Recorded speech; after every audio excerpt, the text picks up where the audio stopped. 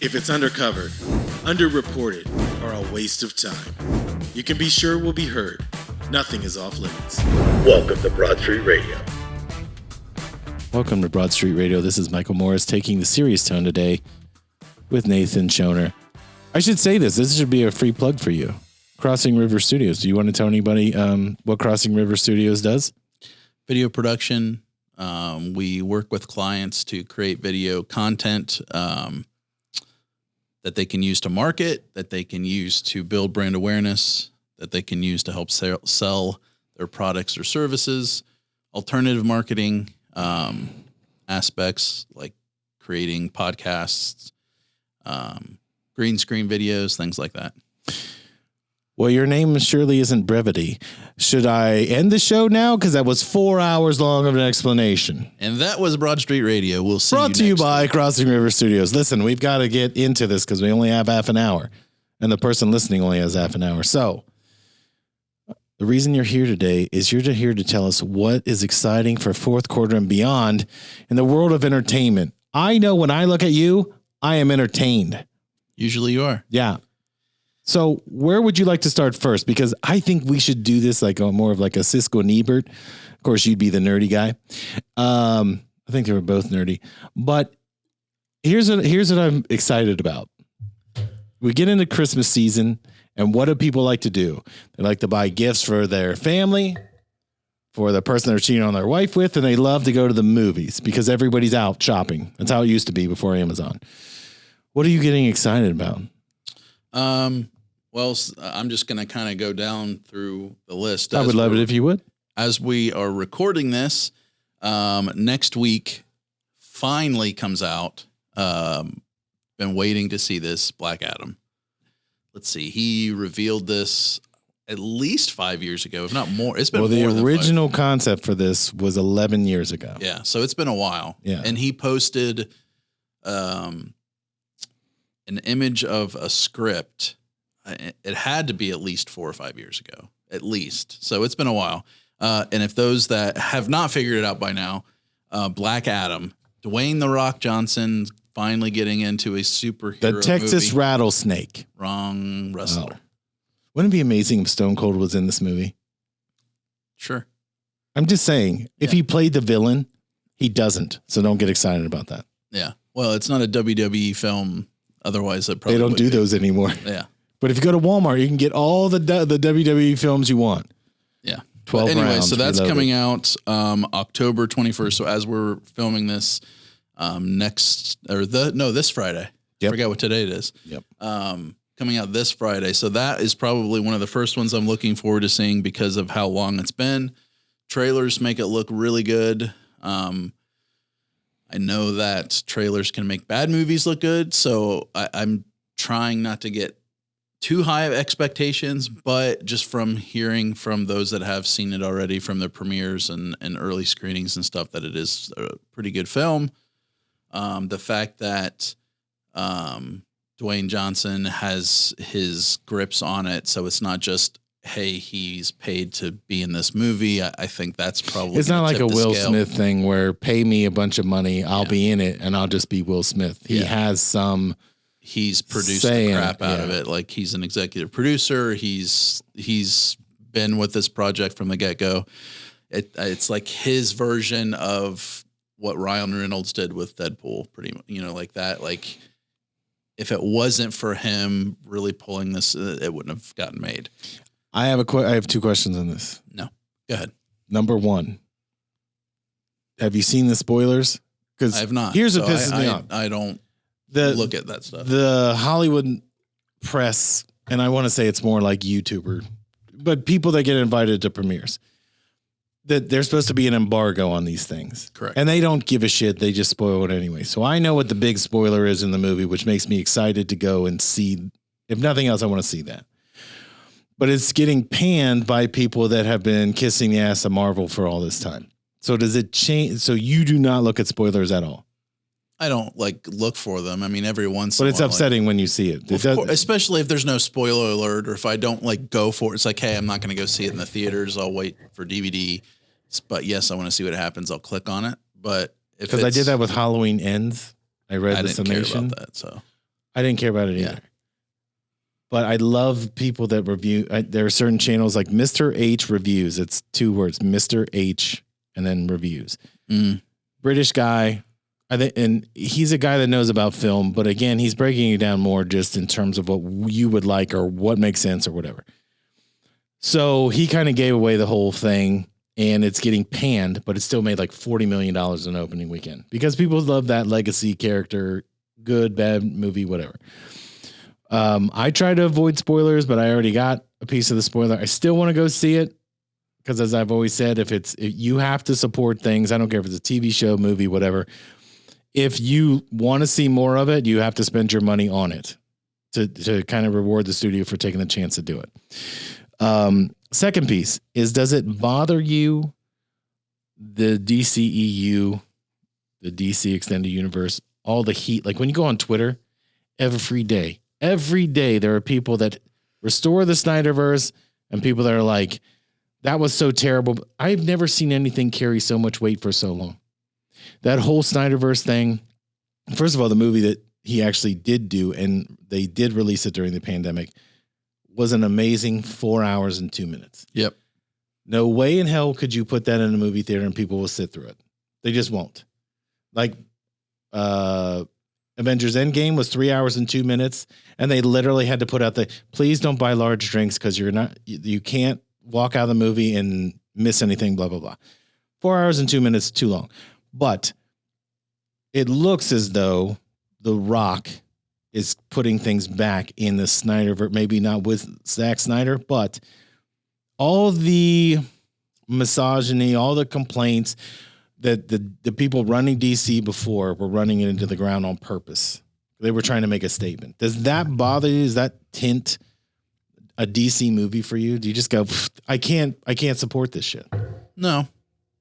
I know I'm an outlier, but because of going out to film school and being even years before that, like loving not just movies, but no, sorry. I know that you keep wishing and wanting. It's never going to happen. Sorry. I don't swing on that side of the batter's box. If I could finish my point, I'm trying. I tried to let you, but you just left this big gap, and I was like, I got to do it. What was I saying? You were saying, I got it. Because of being in love with me,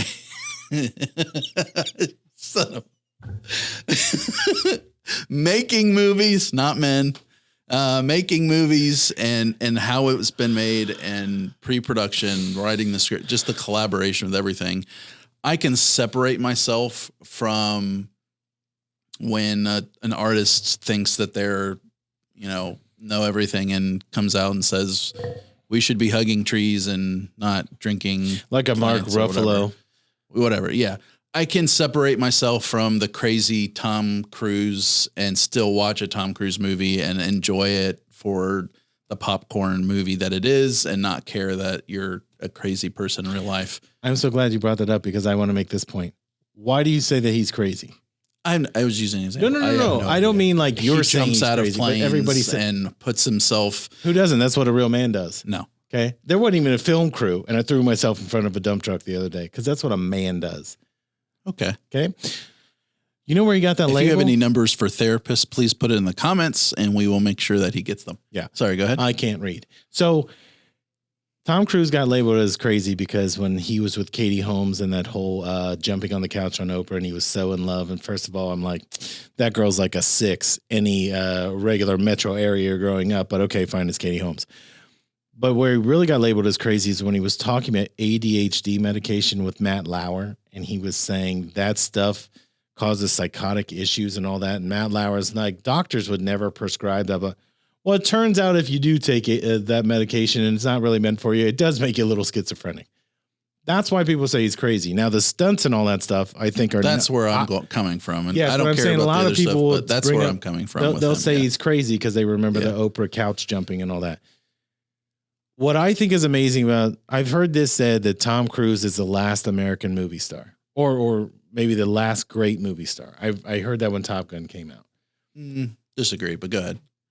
Well, My question is, if he's not, who is? I guess it depends on your characterization of what that means. How I take it coming from the industry is if your name can be associated with a movie and bring in box office, that's what that means.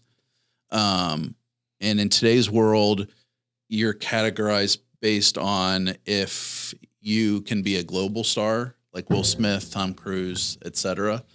And there are those that are kind of climbing that ranks. Like Chris Pratt is a pretty prevalent because of the global movies that he's been in. Like he's kind of getting up there to that status.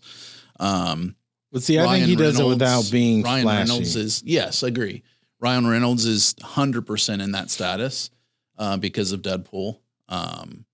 He can be in whatever movie, he can be in whatever country, and it's going to be huge. So he is in all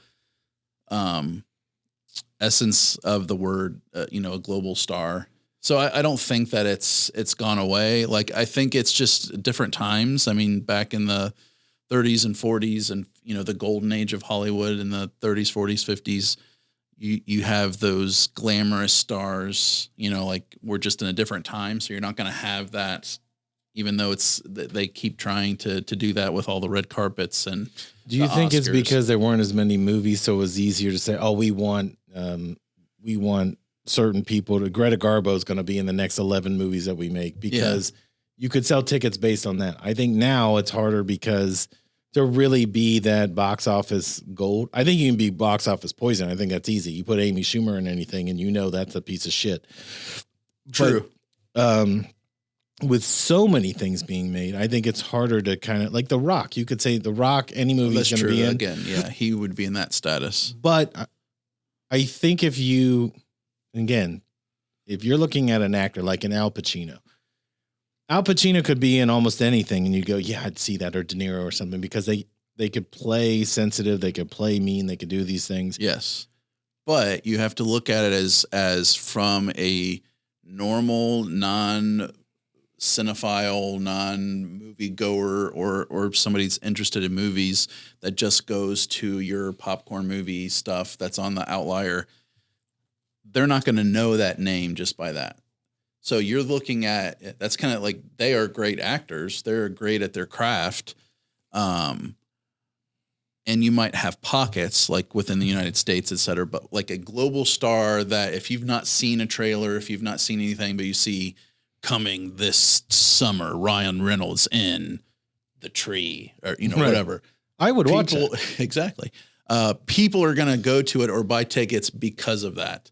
Dwayne "The Rock" Johnson is in The Tree 2. The Tree 2 coming back for more trees. wood. Yeah. I will give you a perfect example to back up what you said.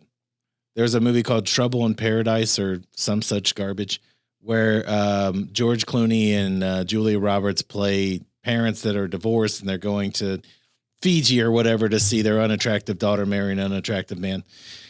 And my daughter and I, again, every Monday would go to the movies and we see all these trailers and we go, God, there's a lot of shit coming out. I looked at that thing and I thought, no way. Overseas, take a guess how much money that movie made overseas. And it was probably made for 10 million. No, because they're both in it. Let's say I can actually tell conservatively. you. Yeah, I'll bet you that budget's not over $35 million. Because everybody else in the movie looks like they worked for a moving company before they got cast in this. And then it's Julia Roberts and George Clooney. But don't cheat and look up the number. Because I'm just going to tell you because you're going to see it. It made $70 million overseas because those two are in it. Mm-hmm. It explains the Jerry Lewis factor for me easily. They know the name. They know what to expect. Do the same shit you always do, and I'll buy a ticket for it. But that's one I thought that's going to come and go so fast. Are you still looking? No, I'm just trying to look at, so it looks like it did make over 72 million. That budget can't be more than 35 million. I was trying to look for the budget. And the number to look at is 2.5. You take whatever the budget was times 2.5, and that's what it has to do to make $1. So that movie probably is going to make Most of its money, it looks like it was overseas. It was international. right. But that goes back to being a big movie star. Exactly. Right? Yes. That can carry a film. Doesn't necessarily carry a film here. It doesn't show on here what the... Are you on IMDb? Yeah. What the budget was. Usually it should say... It normally says down there, the opening weekend gross and then what it costs. But anyway, that's the kind of movie that would get blown out of the water because you've got Black Adam and then you have Black Panther. Black Panther 2, I guess. Yes. Which is the so sequel before to we Black get Adam. before we get to Black Panther, because what I'm doing, oh, I'm sorry. I'm kind of just going and when movies are coming out, because I am looking forward to that too. But there's another movie. I'm curious. You've probably seen the trailer, but I'm curious on if you have or not. Let me pull it back up. When I saw the trailer, I knew I'm going to see this as quickly as I can. I'd like to see it when it first comes out. So this movie comes out November 11th. It's directed by Steven Spielberg and it's called The Fabelmans. I've seen nothing about that. So it's probably gonna it's probably not gonna do in terms of box office well. Maybe it will, maybe it won't. But because Steven Spielberg, and he's one of few directors that he's got that name, like Dwayne the John, like if your name's associated with it, you're gonna have people going to see it regardless. But there's a few levels of why I really want to see this. One is Steven Spielberg. He is one of my top 5 favorite directors of all time. 2, the trailer looks really good. 3, what it's about is, it doesn't specifically say it, but because I know and I've read and seen documentaries about him and his life and growing up, it's just pretty much just about him growing up it's all about Spielberg. Yes. It's a fictionalized, so here's just the synopsis. It's coming out on November 11th? November 11th, yeah. Oh, God. Growing up in post-World War II era Arizona, a young man named Sammy Fabelman discovers a shattering family secret and explores how the power of films can help him see the truth. So it's not going to it's a documentary of Spielberg or anything like that. I think it's loosely based off of him, knowing about his parents and his mom being very a creative spirit and kind of giving her children that go be creative type of a thing and seeing in there and how the mom is like that, how the main character finds film and it's really based around how Spielberg did. So that's another reason of wanting to see the film. But it's coming out at the same time as Black Panther and Black Adam be in the movie theater, so no one's going to see it except you and I. I have a question about another movie that came out already. Wait, now it's saying it. So maybe it's... There's no way they're releasing that on the same day as Black Panther. Oh, I'm sorry. In select theaters, November 11th. It's coming out everywhere Thanksgiving. So they pushed it back to of course the they 25th. They were getting murdered. Yes, correct. So I just didn't see it. So it's in select. So it'll probably be New York and LA on the 11th. Well, so will I. Both LA and New York. Same day. Same exact Same day. So you're going to be in one. Just to see that movie. Red Eye. Yep. Okay. And that was actually going to be my next one would be Black Panther, Wakanda Forever. But let me back up because we were talking about movie stars and people that can sell tickets. What the hell happened with the movie Amsterdam? I don't know. That movie has Margot Robbie, Christian Bale. It's kind of in that art housey feel without being an art house. But it's not an art house when it has a big budget like that. No, I agree. But it's with the way the type of film that it is, it's kind of in that big picture, but it's art house-y. So you're not I didn't expect that to really go. I think it'll probably do better when it gets to HBO Max and Netflix and stuff. Is Margot Robbie, other than to me, is Margot Robbie a star? Yeah, she's a star. Can carry a film. I think she's on the rise to do it. And Suicide Squad and Birds of Prey. I would agree with that. Has helped her get to that. She's not there yet to where she's known. If you say, hey, Margot Robbie's in X film, to just I would watch any Margot Robbie X film. Well, yeah, I know you would. You'd watch any Margot Robbie XXX film. I would watch anything that was rated XXX, like the one with Vin Diesel. I enjoyed that. Wait, was it XXX or X? Which one was it? It was XXX. Yeah. Yeah. That guy, Is he a movie star? Yes. Okay, hold on a second. Could you put Vin Diesel in a movie and that you're like, I'm going to see? I think you could have 10 years ago. Yes. Take Fast and Furious away. There's a difference by saying a movie star and by what we have been talking about, like that global named star phenomenon. What would you call that? What do you call a Brad Pitt or something? What do you call it? A mega star? Yeah, I would say maybe mega. I think there's just so many different levels of of stardom or whatever that you can have. Like you can have him in a starring role of a movie, whether it's a Fast and Furious or a Pitch Black or whatever. That Pitch Black was good. It was really good. Riddick was shit. It wasn't as good. I'll say that. I enjoyed them. I just think that again, things that people are attached to, like I never understood like Sienna Miller. So Sienna Miller used to be married to Jude Law. You got to find me one thing that she was any good in. But so Chadwick Boseman, all the Marvel movies, we all thought they were going to stop, right? Endgame comes out. And then they're pitching, the Russo brothers did a movie called 21 Bridges, right? And that's Chadwick Boseman and Sienna Miller. And all of a sudden I went, ooh, that's quite a leap to go from Chadwick Boseman to that's the next biggest person in here. Is the movie good? It's good. It's not horrible, but an RIP Chadwick Boseman, by the way. But I think there are people like a Chris Evans. Chris Evans was never in anything that he was like great in that you saw. Like there are some movies that he was in other than Knives Out, but that's like an ensemble thing. That is not completely. I think there are some people that are great in ensemble things. And I think there are people that on their own, you're just like, what the fuck is this? And that's how I feel about Vin Diesel. I think when if he's the lead, but he has a lot of people to work with, I think he's great. Same with the dude that played Brian Walker, Paul Walker. Yeah, Brian's his brother. His name was Brian in the movie also. Do you think that's a conspiracy theory? No. Well, we could start it. No? Okay. I'm just saying you take these people and you're like, I want to see them do well. I want to see them on the screen. But they don't have a lot of range. So when you looked at I never saw Benjamin Button, whatever the hell that was. Curious Case of Benjamin Button. It was curious that I didn't see it, but it's good. Brad Pitt's been in so many things where now it's almost like he's being funny. Like he was in like those oddball movies like California and all that stuff. Yeah. That's what I mean by somebody that transcends different levels of it. And I think Chris Pratt's really not had to do that. Not yet. It'll be interesting to follow his career and see what he. But that's what I think screwed up Tom Cruise. I also think it's not a bad thing to be in your lane and just hey, I'm good at big budget popcorn movies with dinosaurs, or I'm the comedic superhero dude. Right.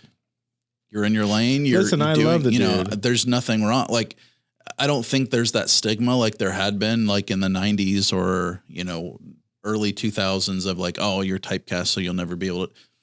I mean, as a working, if you think about it from their standpoint, and all the actors that you see and actresses out there, and this is a stat coming from the Screen Actors Guild website, or at least their stats or whatever, whether it's on their website or not, is only 1% of all actors are paid actors. So you got to think about that. You talking about the day players that don't have a role and they get the catering? Not day players, so not extras and things like that. So those are aside. But you're signed to this movie, you're getting paid a paycheck, and you're working to get into the Screen Actors Guild, etc. Only 1% are actually paid actors that are trying to, that are actors working in Hollywood or wherever. The fact that, yes, you've got your cream of the crops that are making $10 million a movie, $20 million a movie, whatever, to those that are getting $20,000 or whatever to be in a movie, or $3,000. All of those still make up 1% of, hey, I'm an actor. I've moved to LA. I've moved to New York to pursue acting. I'm a waitress. I'm a waiter. All those stereotypes that you hear about that are true, there's still very few people that are actually making it, whether they're making it and they still are doing it as a side hustle because they can't afford to do it full time, to those that can do it full time.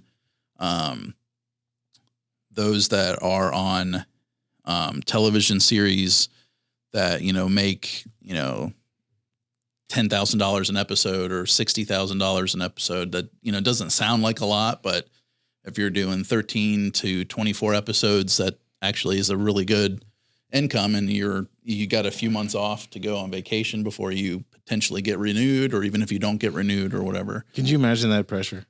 If you don't know if you're getting an additional season, because every year they go up, right? You have renegotiations and all that. If you were sitting there wondering if you were getting a third year or fourth year, because it might be a while until you work again. It's not like the 60s when those people, like when those shows would be over, they couldn't get a job. When you get to that, when you're starting out and you're doing that grind and that hustle of audition after audition after audition, and then you land something, I don't think that mentality goes away of like, oh, I'm not going to need to, especially if it's a television show or something like that. And you don't know if it's going to be the next Big Bang Theory where you're going to be there for 12 seasons or whatever. Well, even that could end if somebody says, hey, I'm the star of the show and I don't want to do it anymore. Yeah. Like I've never seen Grey's Anatomy. I just know I wouldn't watch it because that brought on there that there was a year where they submitted her for an Emmy or something. And she literally wrote a note and had her publicist share it saying, I don't want my work recognized for this because the material I was given was not good enough. And so she just kind of got blackballed. She was in that movie with Seth Rogen where he knocked her up. Maybe it's called Knocked Up. I don't remember. Oh. Anyway, completely talentless person anyway. So like you said, 1% of the people, you made it through and you decided that you've made it. And she was in a couple movies that nobody saw. No one cared. Ellen Ripley from Aliens. I can't remember her name. I don't know. Point being, she ruined her entire career and is now trying to get back in at 40-some years old. And Hollywood is very kind to 40-year-old women. And I actually think that's a great way to end the episode. Yep. You're all going to die. We'll see you next week.